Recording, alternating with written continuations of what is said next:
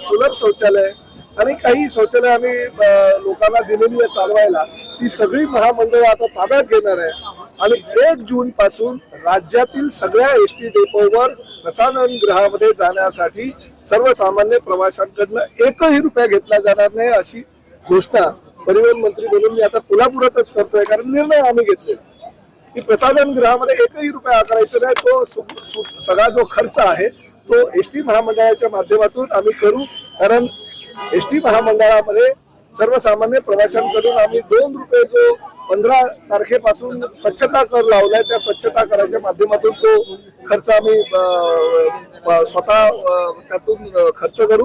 प्रामुख्यानं हे एसटी महामंडळाची जी जागा आहे त्याच मला स्वच्छ दिसते, परंतु ते मी येण्याची वाट न बघता दर 4 तासाने त्याची स्वच्छता कशी होईल यासाठी ठेकेदार नियुक्त केलेला आहे। तो 1 तारखेपासून 1 जून पासून म्हणजे आमचा वर्धापन दिन आहे एसटी महामंडळाचा, त्या दिवसापासून तो कार्यान्वित होईल। म्हणजे एसटी महामंडळाचा हा जो परिसर आहे पूर्णपणे दर 4 तासाने तो स्वच्छ केला जाईल आणि त्याचबरोबर एसटीच्या ज्या घाण उडते रस्त्यावर धुळीचं साम्राज्य पसरतं, त्यामुळे डेपो मधून निघत असताना मशीनच्या साह्यानं प्रत्येक डेपो मधली बस बाहेर निघण्यापूर्वी मशीनच्या साह्यानं ती स्वच्छ केली जाईल, तिला धुतलं जाईल। आतले जे बसमध्ये काही लोक टरफलं टाकतात शेंगांची, काही लोक वडापावची कागद टाकतात, समोसाची पाकिटं टाकतात, काही अजून दुसरे प्लास्टिक वगैरे टाकतात। तर प्रत्येक बसमध्ये 1 जून पासून डस्टबिन ठेवलं जाईल, त्या डस्टबिन मध्येच प्रवाशांनी कचरा टाकायचा आहे। आतून सुद्धा ती बस पूर्णतः स्वच्छ केली जाईल।